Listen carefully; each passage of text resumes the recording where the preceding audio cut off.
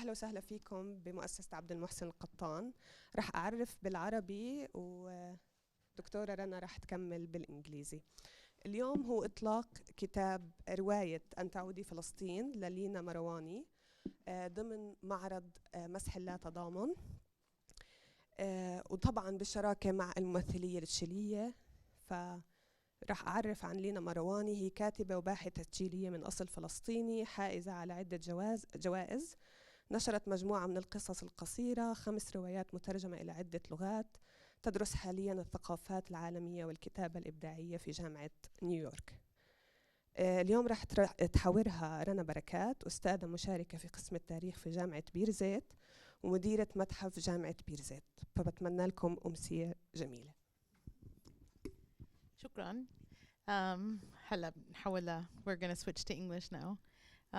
I'll do just a quick introduction. My name is Rana Barakat. I teach history at Birzeit University. This is my friend Lina Meruane. I hope we get a chance to talk about the name. She teaches creative writing at New York University, and she's an incredibly talented and accomplished essayist, poet, and short novel writer.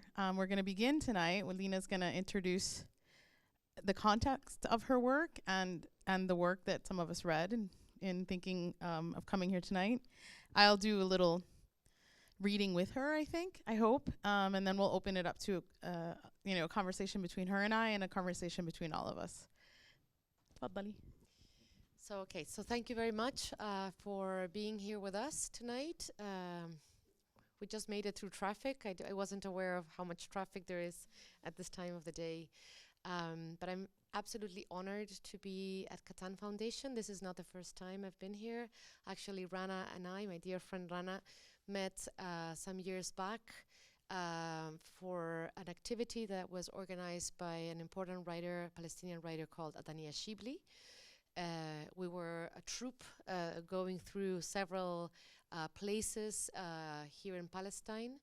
So, and this is where we formed a very good relationship, and then we met again in New York under very different circumstances, and I think Rana will talk about this later, because I think today's conversation has a lot to do with movement, migration, return, and the impossibility of return. My book is a book that I started writing in 2012 on my first trip to Bejala, actually. I belong to a Palestinian family on my father's side. Just to give you a little bit of context, because this might not be well known here, or maybe yes, who knows. There was a very large wave of migration of Arabs plus Europeans into the Americas at the end of the 19th century, beginning of the 20th century. I have now learned that also many Greeks also moved in that wave of migration, early wave of migration. In the case of Arabs and also Greeks, it was under the rule of the Ottoman Empire, and it was mostly Christian Orthodox who went down into the Americas. At the time, the United States was narrowing and making the quota smaller, so many of them ended up in Latin America. To give just one example, Brazil and Argentina have very, very large communities of Lebanese and Syrians, and Chile has the largest Palestinian community outside of the Arab world. At the same time, Honduras has the largest proportion of Palestinians in the Americas. So people came, they were not denied entry, and the reason for this is also very interesting, as my research has allowed me to learn. The Latin American nations were really looking to whiten their population. They wanted to erase the other indigenous communities and also the black slave legacy. And so they invited many, many Germans and many Italians. This is, of course, the case of all Latin America. In Chile, actually, it was many Germans who were invited. The problem for the governments, for the government of Chile in this case, was that when the Arabs came, they were on the one hand Christians, and on the other hand, they looked like the Spaniards who were already there, right? Spaniards who had 8 centuries of Muslim Arabs in their territory. And so, although they weren't so welcome, they also didn't know if they qualified as white, and therefore they let them in, right? Christians, they look like us, let them come in. So part of that wave, many Beit Jalans, actually a very large proportion of people of Beit Jala, Bethlehem, Beit Zafafa, and Beit Sahur, of Christian Orthodox belief, came to Chile. They came mostly through Argentina, crossed the territory of Argentina, and came to Chile, where, as the myth tells, Chile looked so much like Palestine. I don't think that's really true, but myths are myths, and people want to believe what they want to believe. And so this story, actually, I did not know when I started writing my book. I was brought up as a regular Chilean of Palestinian descent, but the Arabness of my family wasn't a theme of discussion at home. There was Palestinian food, some Palestinian stories, of course, most of them mythical, the harem that the Meruanes had and that sort of thing. But I didn't really grow up thinking of myself as an Arab. And as I was explaining a couple of days back at a class in Berzayet, it is because your identity really isn't, you don't think of your identity until your identity is in trouble, right? So if you're a woman and you've never had a problem as a woman, you'll never be a feminist until you actually find, salary discrimination, for example. And then you start thinking, oh, yes, it's because I'm a woman. And oh, yes, it's because I'm an Arab.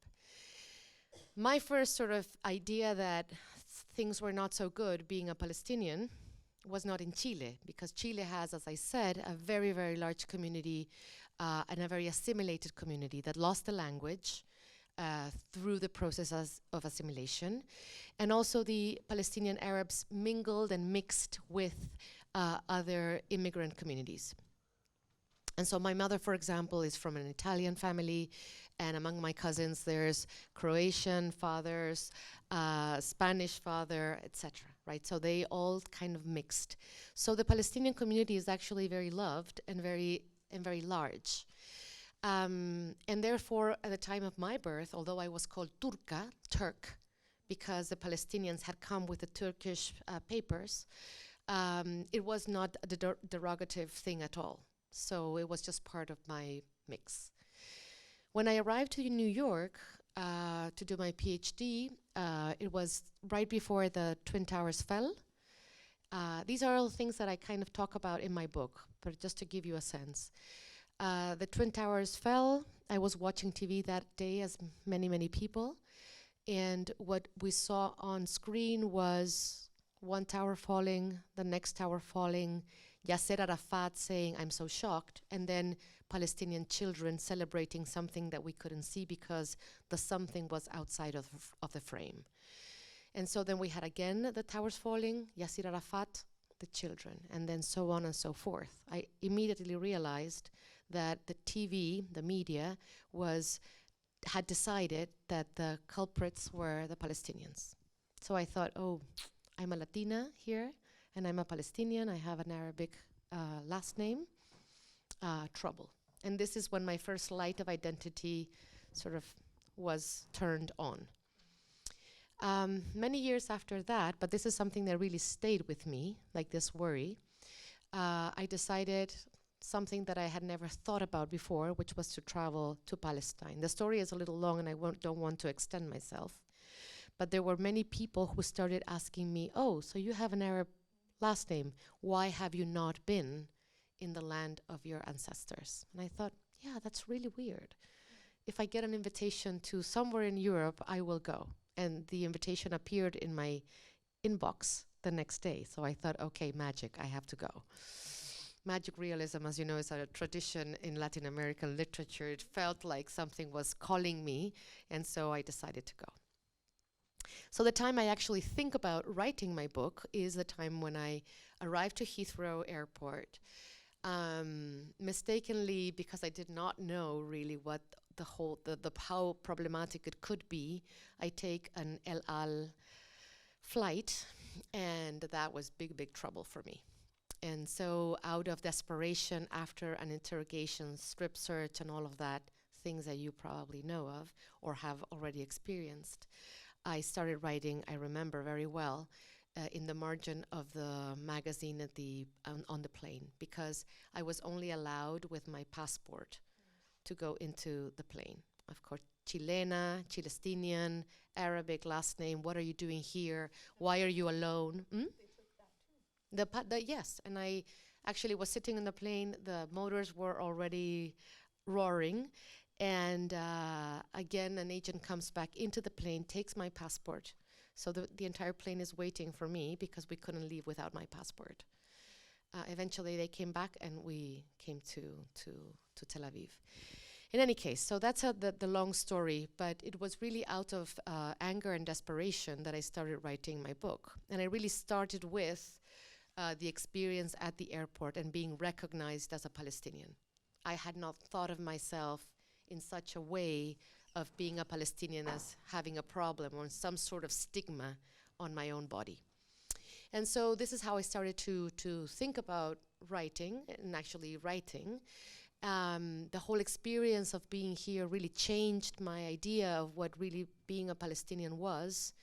And I also started doing research on my family's story, because it was somehow and suddenly incredible to me that I had no idea what the story of my family was. I also discovered that the story of my family had been largely forgotten, and that what had been kept were the sort of the beautiful romanticized part of the story and the success story of migration, but not really the pain, the loss, the anger, the fact that my grandfather had never been able to return, because when he eventually could, because he had the money, the 1967 war broke out, and then he eventually never came. My grandmother died, and so on and so forth. So really it was, for me, writing was reconstructing, on the one hand, the story of my family and what was left, the ruins of that story, the holes in that story. And on the other hand, what I call my becoming a Palestinian, right? And the book, actually, the first iteration of this publication was Becoming Palestine. This is a book that I have continued to write for many reasons. I've been invited to write. I have returned here. So the book now, 10 years later, is a 300 pages book with three different parts that really speak of many issues of what it means to be part of a diaspora, what it means to be politically engaged with the Palestinian cause, what it means to look like a Palestinian, or sometimes be recognized or identified, rather, as an Israeli, right? And so that has also been a really important thing for me. In the middle of my writing, of course, I am not writing alone, because it's impossible to write a Palestinian story without thinking of, with, and talking with and of other Palestinians and other people around us.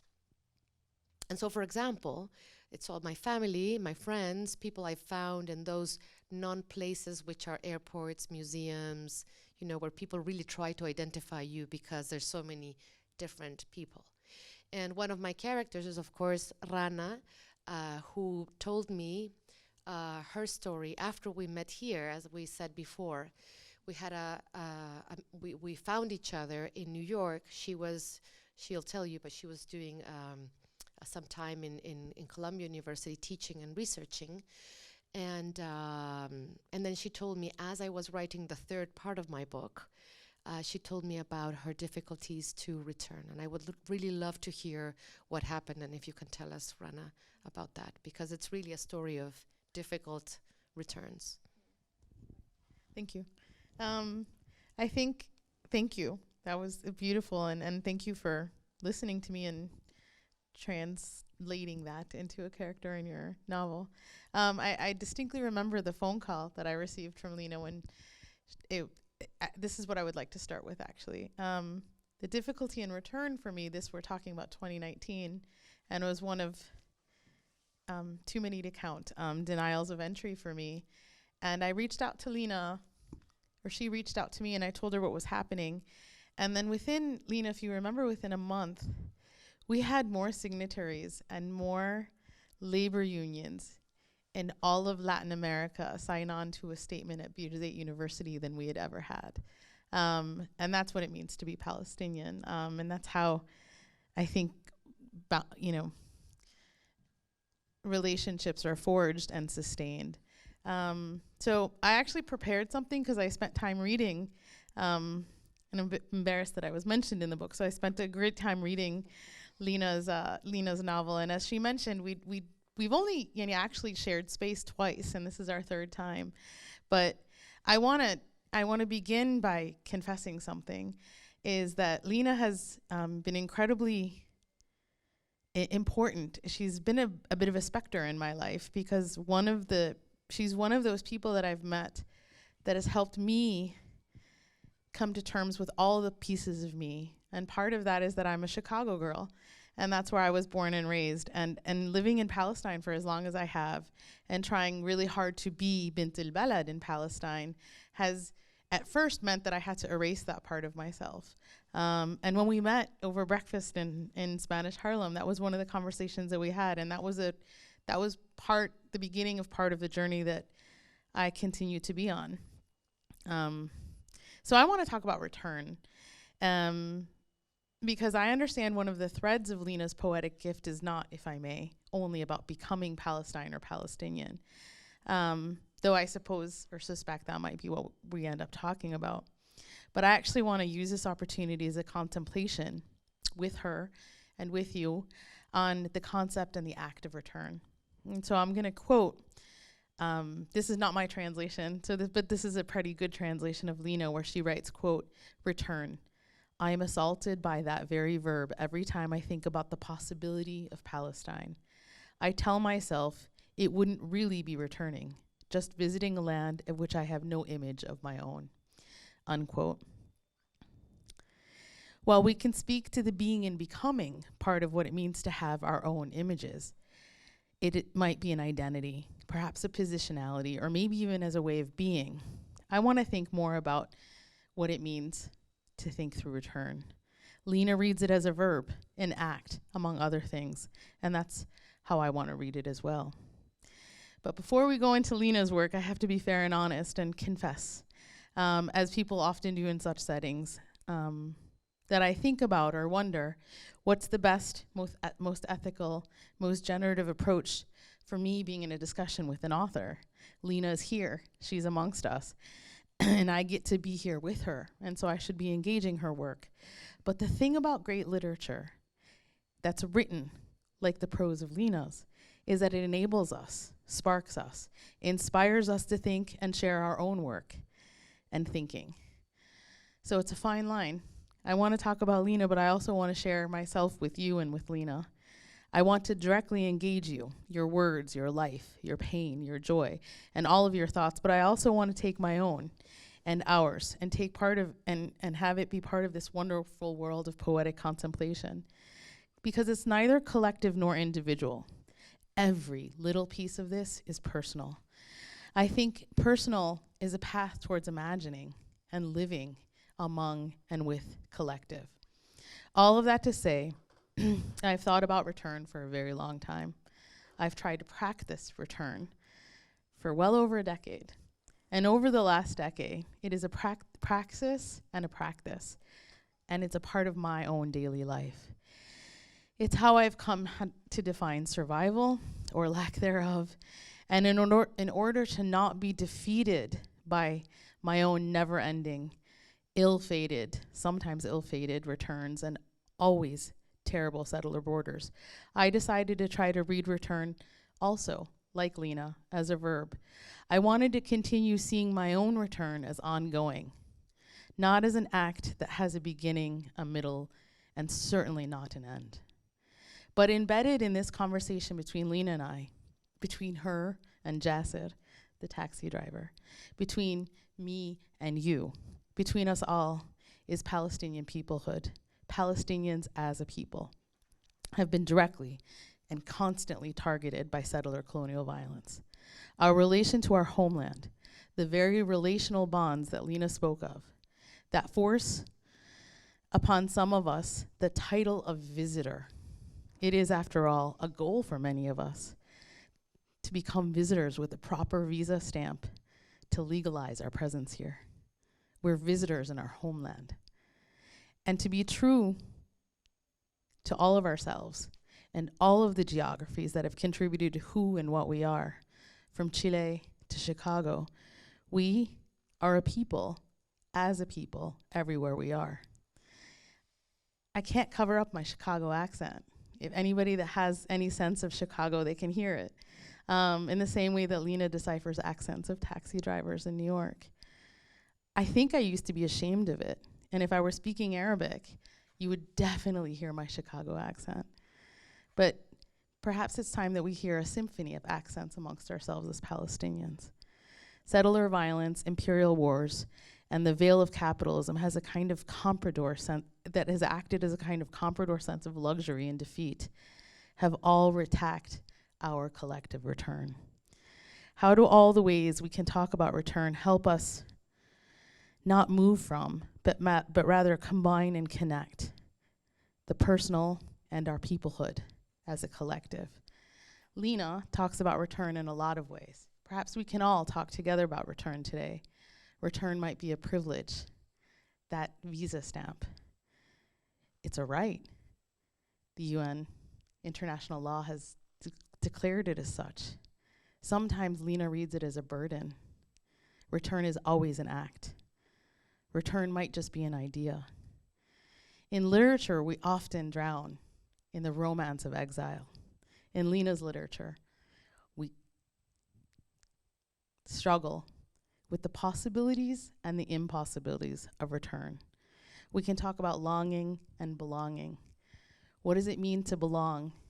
And what does it mean to long to belong? Lina went to Beit Jala to think about that. She thought and she discovered and did research on her historical narratives. I've come to terms with the fact that a lot of the stories we are told are myths. They exist as myths, and I've come to appreciate them. Historical facts are the products of white capitalism and settlers. Why can't we live in myths? And the question remains, is return about a never return, or is it about an ongoing return? Thank you.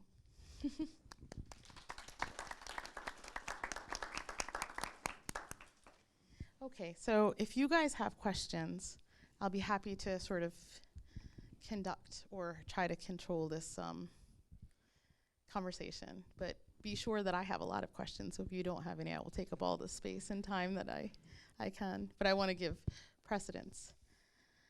I don't want to take the privilege of holding the mic. Would you like me to? Yeah, you start. Okay, and then I maybe start. people will feel I will more start, and then comfortable. we can start having this conversation. So I want to talk about what's the hardest thing to talk about here, which is the impossibility of the possibilities and why return is an assault or a burden. Can we talk about that? Sure. So thank you for reading that really beautiful translation made by my friend Andrea Rosenberg, who was very interested in translating this book, who has done it on her own without any funding, and who did not know that she had a Jewish family, which was so interesting for me to learn later when she actually discovered and then said, I have a Jewish family, but I do not identify. And I thought, oh, that's just the opposite to how I feel about my own identity. But anyway, it's a very beautiful translation, and it starts with, so that's the beginning of the book. And I started with the notion of return for a kind of interesting reason. It's because when I decided that I was going to travel here, what came to mind, not even what came to mind, what came to mouth was the verb return. So I wouldn't say I am going to visit, I am going to travel, but what came out unconsciously was I'm going to return to Palestine. And then I would correct myself. So by the third or fourth time that the same thing happened, I realized it couldn't be just a mistake, but something that was inhabiting me like a mandate. And so I thought, and I remember very, very clearly telling my thesis director, I said, it's so strange, the verb return is coming to my mouth. And she said, oh, because this is like, there's actually a very interesting and a very important Latin American novel, Pedro Páramo, by a Mexican called Juan Rulfo. And she said, it is like in Juan Rulfo's story, he's returning in the name of his father to his land. And I thought, yeah, that makes sense. And this is where I started really thinking about that verb. I wanted to explain something else that which people here who speak Spanish will understand very clearly. I'll do my best to explain this. But in Spanish, the verb volver, to return, has, you can use it in a reflexive form, which is volverse. And that volverse is to become. So when you use the verb volver, it is both to return and to become. It can be used depending on what you put at the end, that little fragment of a syllable, it sort of has those two meanings. And I thought, yes, because it's good to have a volverse Palestina, to become and to return to Palestine, in the title, because this is exactly what is happening to me as I write, as I travel and as I write. So it was a return that was not my return, it was my grandfather's return, my father's return, which eventually my father came because of the book, because I had written about the return that he had not made. But it really did become a really important, central, heart-beating kind of verb that was as if I had incarnated, right, the need to come back for my family and meet my family here and sort of build or rebuild that relationship that had been lost by distance and poverty and time especially, and all sorts of other biographical issues, but also the need to become Palestinian. And this is actually a very contested, difficult verb to use here or amongst Palestinians. I don't know if that is your experience, Rana, but you know, I was telling a friend the other day that I was in a conference with other Palestinians in Berlin a few months ago, and there was only Palestinians, or mostly Palestinians there, talking about all sorts of Palestinian issues, including literature. And one of them said that I really could not identify, Lina Meruane, could not identify as Palestinian because the identity of the Palestinians was the identity of suffering. And I did not have the right to consider myself Palestinian if I had not had the experience of this suffering. What was so interesting is I was a little bit like shocked by the comment, because I thought that my adherence to the Palestinian cause and my having half of my blood being Palestinian was perhaps enough. But then somebody else from the University of Bethlehem, who was also there, stood up instantly and said, we cannot continue to think of our Palestinian identity, of our being Palestinian, as a negative term, as only referred to suffering. And I thought, thank God, because otherwise that would have completely left me out, and my whole entire writing project of returning and becoming, politically becoming, right? Engaging, endorsing, helping out, signing those letters that you mentioned before would have been sort of lost for me. And so that was actually very interesting. So the impossibility of return is more complex than only putting a foot on the land, but also being recognized as part of the cause, as part of the family, of the extended diasporic family of Palestinians. I actually begin my writing by citing Edward Said, canonical author, of course, who says that actually the fate of the Palestinians seems to be to live in many places, right? And I felt, well, if this is the fate of the Palestinians, then we're all Palestinians outside and inside, right? We don't need to distinguish that. So just to try to wrap up the answer of my question, there's many obstacles that are added to the actual legal and cultural and colonial obstacles to the return, right?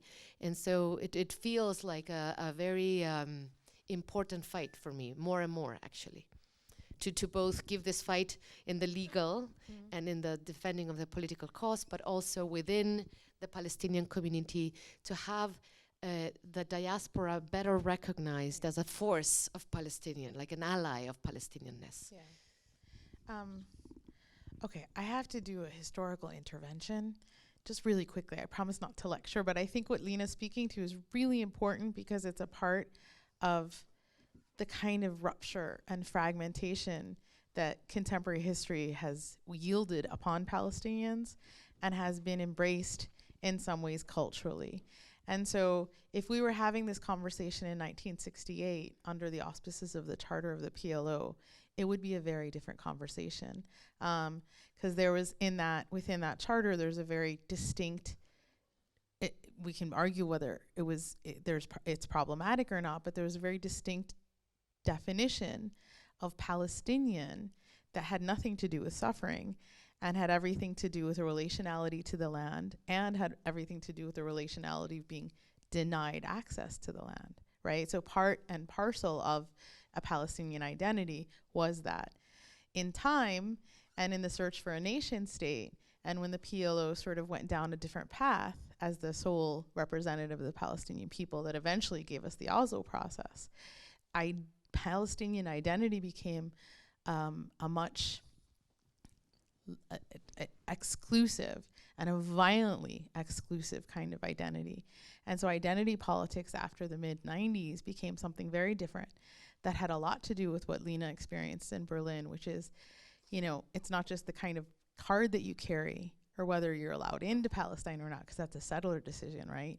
It's also about denying the fact that 3/4 of the Palestinian people actually don't have access to Palestine.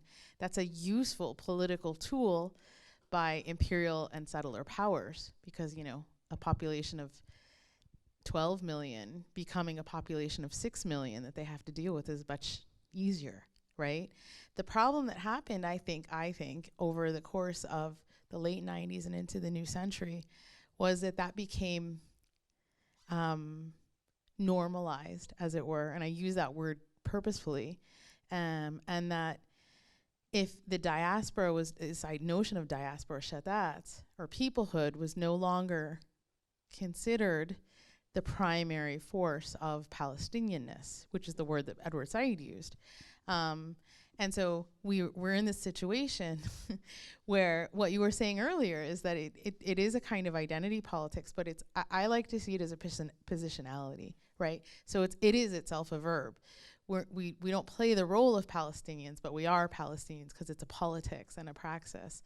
And that's incredibly important to see beyond fragmented geographies and borders.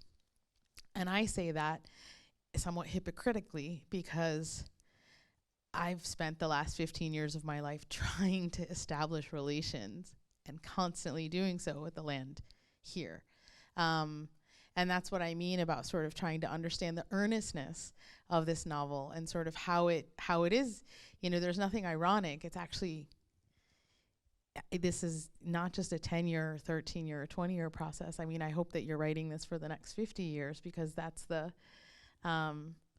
what we do. And these are the kind of, I think these are the kind of conversations that are really important to have here in Ramallah, in the occupied West Bank, because that you can't be Palestinian because you haven't suffered enough is a very, not only problematic, but it's also destructive because it's taking on a settler and imperial framework of what it means to be who we are. And it allows that kind of framework to not only define ourselves individually, but to define our relationship with each other. And I think one of the most interesting parts of your journey is that kind of relationality. So if you could talk a little bit about returning to Beit Jala with the myths that you carried with you. Maybe this is something that we can all try to, because that's a conversation that's very I don't want to say foreign because that's not the right word, but it is, perhaps people here are somewhat ambivalent to it because it's not something that they experience themselves. Having, the idea of inside and outside is this isolation and dividing us from each other. So maybe if you can talk about talk about how you wrote through that over time, it would be Through what? returning to Beit Jala and the Meruane clan. And the Meruane clan, yeah. I mean, it was a really interesting experience for me to come here and sort of search for the family. The first thing I found sort of disconcerting, and I'm sure you will be very disappointed to hear, was that at the very moment when I was about to see my actual cousin, she felt like an aunt because she was so much older than I am, because she was the sort of the descendant of the elder sister of the family, and my grandfather was the youngest. So there's like 20 years in between us. But one of the disconcerting things was to be waiting for somebody who is part of your family and to expect to feel something very great and emotional and not feel that, right? And think, who is this lady? She's hugging me. I'm not feeling anything. How is this possible? I've made this long trip and I'm just really, really stressed by the fact that I am not having this sort of moment of sort of genetic recognition happen, right? And so that really made me also think about family, right? What makes us part of a family, right? It's really the common experience. I'm kind of contradicting what I just said, but it is a little bit of that sort of references, right? But the next thing that happened is that when I entered the house, they had pictures of my grandparents and of my father and of my aunts. And then suddenly there was like this trace, like in the fairy tale stories, right? There's like this little pieces of bread thrown out, and that was sort of where the family had stood upon, right? To build its very fragile connection. And I thought, oh, that is very beautiful, and that made me very emotional. And since then, I feel very connected to this part of my family, although I have had no real experiences of time spent together. The other thing that was disconcerting was that this aunt, who was introducing me to the family house, immediately let me know that my last name was not my last name. And that was sort of a little bit of an identity crisis as well, right?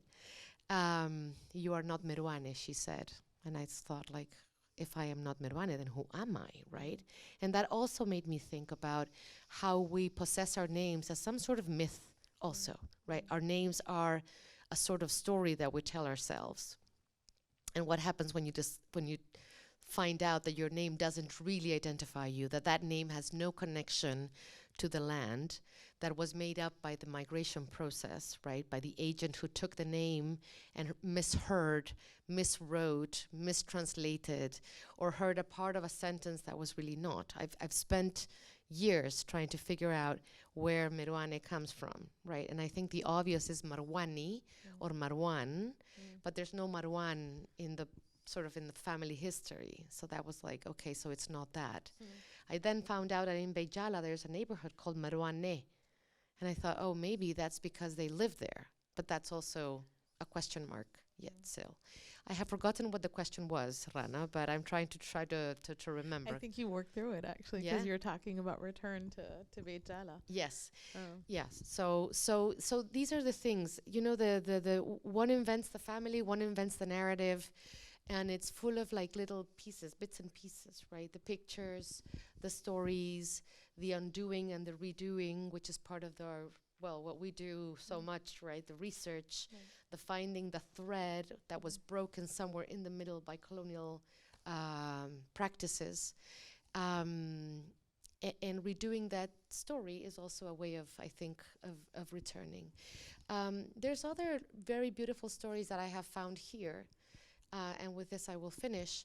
But the second time I now returned, right, because I had been here, sort of more legitimately, I was on a little van coming from Ramallah. In that trip that we made together, that we had one free afternoon, I decided to come. I came with our Greek friend, and we get on the little van, and we're talking in English, because that's a language that one talks in here just to communicate. And the man who is sitting beside us says, "Oh, where are you coming from?" And I said, "Oh, I come from Chile." And so he looks at me and he says, "Oh, I am Chilean too." And I said, "Oh, really?"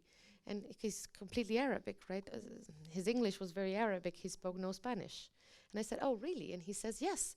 So he opens his bag, gets his passport and his Chilean ID, which he was coming back from getting at the consulate or the embassy. Actually, my ambassador is here, the consul is here. So they were not here at that time, but people who were in their positions had signed and stamped and gotten the passport. So I said, "How come that you live in Oman?" Because that's part of the story. And he said, "Yes, but my father lived in Chile." And the next thing I know, I am in this really trashy car with the old man who had lived in Chile for many years, who spoke a mix of French, Spanish, Arabic, and English. And we were having lunch in his home, and he was the man who took me again to visit my aunt. And I thought that's very beautiful, because that connection is very much still alive. The man really wanted to talk to me about Chile, because he had never been back to Chile either. And he has plenty of family there. So I thought that there's the Palestinian story and the return story. It's not only this in this direction, but it's in many other directions as well. That's actually, before I let you guys ask questions, that was the next question that I wanted to ask, is that Chile, for reasons that Lina talked about and for so many reasons that we can spend the rest of the night talking about, has a significantly large Palestinian population and has the politics to boot, as it were. So we talked about return and our relationality to the land of Palestine. But I kind of want to talk just a little bit about how Chile is also a part of Palestine. Because the Chilestinos, it's also a part of our collective story. So maybe we can talk about, you can pick any of the many stories that you talked about and going to the rural village that your grandfather was in, but that is also a Palestinian story. And I think that there's an earnest need for us to hear that amongst ourselves here in Ramallah. So pick whatever you want, but I want to talk about Chile as Palestine as well. So the story is actually, as I try to reconstruct it, as I said before, is the story of two elder brothers who traveled to Chile, or who arrived to Chile. We don't really know exactly why. I actually was able to get records of when the year that they came in, and I could sort of figure out when my grandfather also had come in with his mother. My father made sure to tell me that their first jobs was not as sellers of goods throughout, knocking on doors. He said they were not that. They actually had a store. And I said, okay, who cares, right? But this seemed to be very important for my father. They had actually a name, El Falte, because it's the word, faltar is the verb for things that are missing. So apparently what the Arab sellers were saying, lo que le falte, what's missing in your home, I have it, right? So they actually took the name for these Arabs, falte. So my father made sure to tell me they were not that, they were much better. I actually don't know that's true, but the fact is that when my grandfather arrived, his brothers already had a store in the south of Chile, a city that has actually disappeared because of some earthquake that put it under the ground. Fortunately, not with my grandfather. My grandfather met my grandmother in Chile. She was also from Beyala. They met there. Ooh, that's a great story. Yeah. The train story. The train story, I know. And my grandmother was much, much younger when she arrived. The crossing through the Andes was on the Argentinian side, apparently on a donkey, and then on the Chilean side on a train. My grandmother was supposed to marry somebody from her clan. She made sure to push the man away. She told him that he was so ugly that she would be so scared of him at night, so she couldn't really marry him. The man was completely horrified by that comment and decided not to marry her. So this is how my grandmother managed to marry my grandfather. So that's part of that beautiful story. But more than the romantic story, the fact is that they moved into a town which is really, even today, a town that has writing on it that is in Arabic. It's a small agricultural town. My grandfather had a clothes and textile store, as many Arabs, right? And there's like, what is very interesting when you study the stories of the Palestinians in Chile is that the story repeats. You can find so many equal threads, as if everybody was repeating the same story. You can, I'm not saying here that this is a cliche, but there was a way of becoming Chilean for the Palestinians, which was by taking a part of the economic sector to make a living. And it was also very lucky that at the time, the Chilean politics had free university and public education. And so the children of the Arabs, the children of the Palestinians were able to get an education, a good public education, and then, if they were interested, a good university education. So the Palestinians actually started moving up the social ladder and became politicians, doctors, architects, writers such as myself, but actually there is a previous generation of Arab writers, actors, all sorts of professions. Diplomats, of course, diplomats, very important. Here we have our half Palestinian Chilean ambassador. So all of these things happened. And this is why Chile has such a strong relationship to this place. Actually, something that I found so beautiful is that Bejala has a Chile Square, a Chile School. There's a lot of connections, economic but also cultural, between Chile's institutions and this part of Palestine. And of course, last but not least, it's the soccer club. I was going to say football. Football. No, I was going to arrive. This is the cherry of the cake. There's very old institutions founded really at the very, very beginning. Journals, news outlets, first in Arabic, then bilingual, then in Spanish, and the social club called Club Palestino. And of course, the soccer club, which was first actually a cricket club, and then was, yeah, I know, it's really strange, but this is very much back in the day, very British, by the way. And also a swimming club, etc., and then refounded as a soccer club that has really made a part of the sports its politics.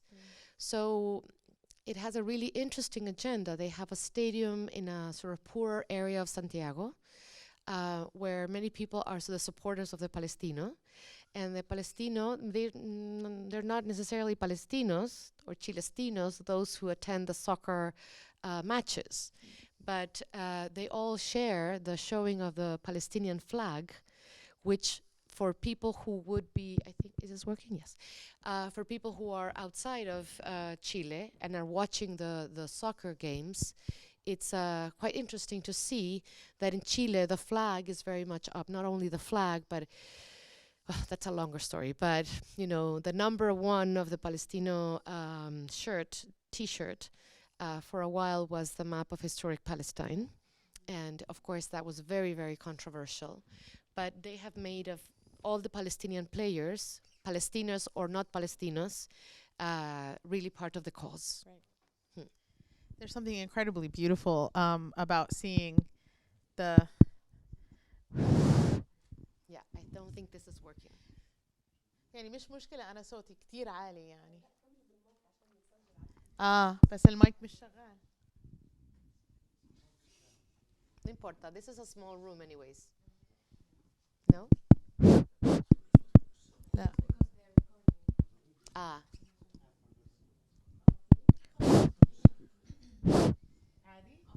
على المايك ولا؟ مش عم لا. Okay. All right, so we have to keep the mic because it's not putting a sound out, but it is actually helping with the recording of it. Okay, perfect. I was just going to say that it's time for the conversation to open up. Actually, I've taken up a lot of space, but there's something incredibly beautiful about the kind of politics of football in Chile that has a lot of people have written about, by the way. This is a very well-researched area. So, أي لغة? If anybody wants to ask in English, Lina can certainly deal with Spanish, I was going to say, but just help me understand it slightly. Please, this is an open conversation. Or even in Arabic, you could always translate to me, right? Yeah, of course.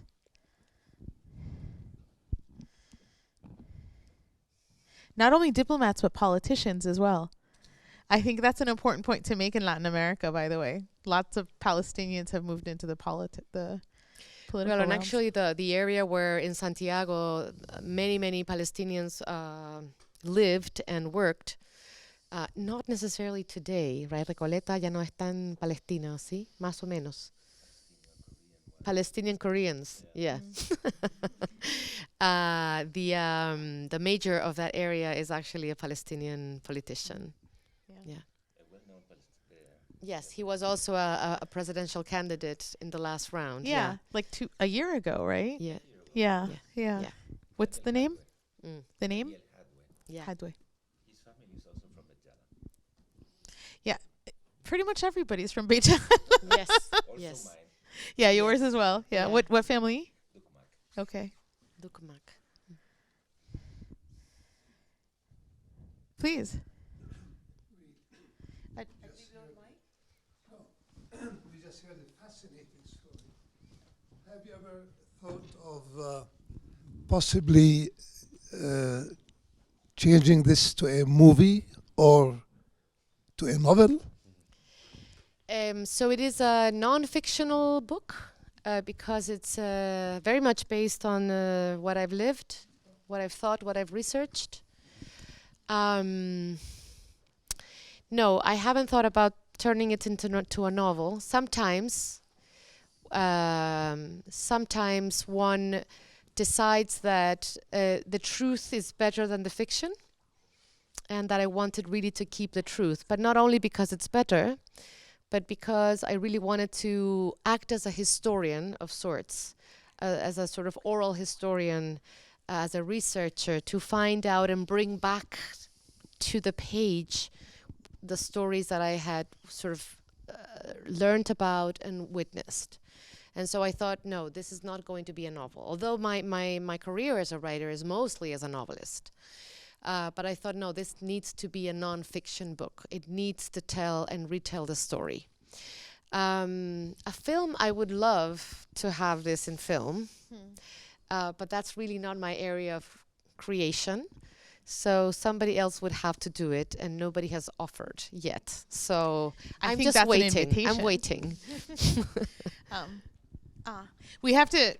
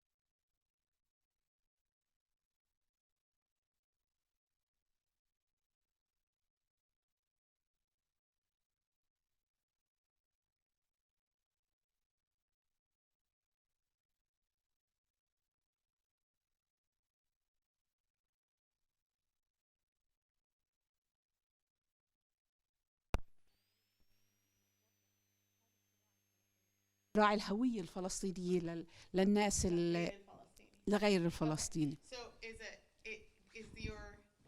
is one of the lessons or one of the things that one can learn from this book is that these are lessons that can experiences that can exist outside of a Palestinian experience, where these kind of questions of identity and belonging can sort of exist outside of just our own context of Palestine.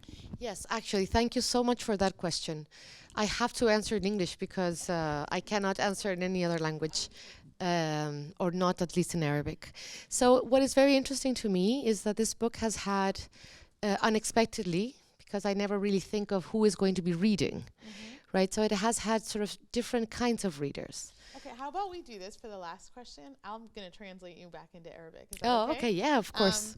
غير الترجمة تاعها من غير المتوقع أنا في جمهور غير فلسطيني للكتاب. I say as if I was getting it, but anyway.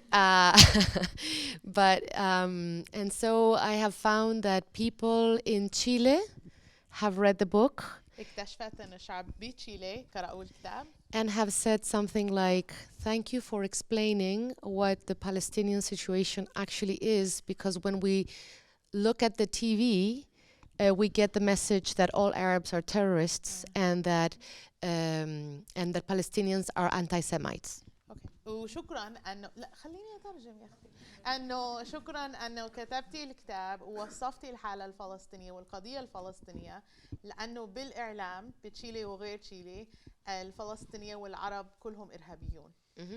So I know this is not really addressing what you asked, but I just wanted to give you a sense of like how books unexpectedly work, that people suddenly understand in a different way the Palestinian situation. But also I have had readers who are not even Chileans, but Latin Americans, because this book circulated openly throughout Latin America. And and many people came to me to say, you know, I am not a Palestinian, but I have Italian family, Galician family, Croatian family. And although it's so different, there is something of the emotions of finding the family that have made me feel very close to what you narrate.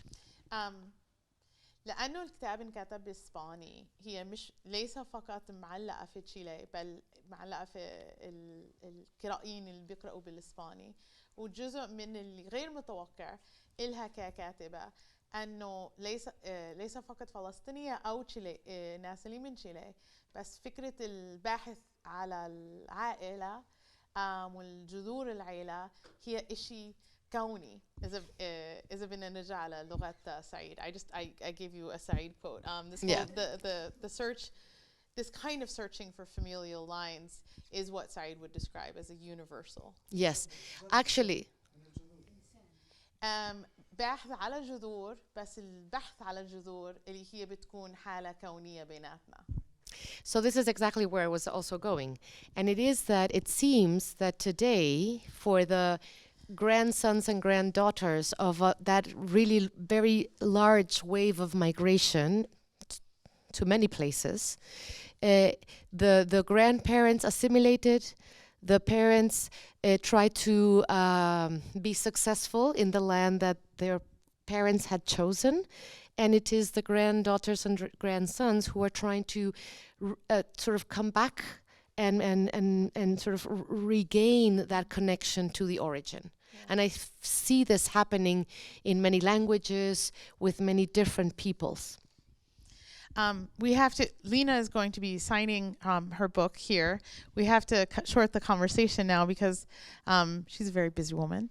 I want to thank you. I want to thank you again for this third meeting, and I can't wait to see what comes out of my mind after this meeting, and I wait to see what will come out of yours after. I'm not going to pretend like out of all of this. So thank you, Lina. Thank you so much. Thank you so much. Thank you. I actually did not say thank you to the Catan Foundation for inviting us. I just really jumped into the subject. Yeah. Thank you so much for being here. Thank you to my ambassador, to my consul, and to everybody here, and to the Catan Foundation, and especially thank you, Rana. Thank you. I'm honored to have you as a conversant. It is my honor. I thank everybody for here. Thank Asma, who's the one that puts up with all of our endless questions at Catan, and thank you to Catan. And if there's anything that we can take out of tonight, it is the love that is shared and the respect, but it's also that all of our experiences are Palestinian experiences, and I think it's time we learn to work how to embrace that, from Chile to Chicago to Palestine. So thank you again, everybody, for being here.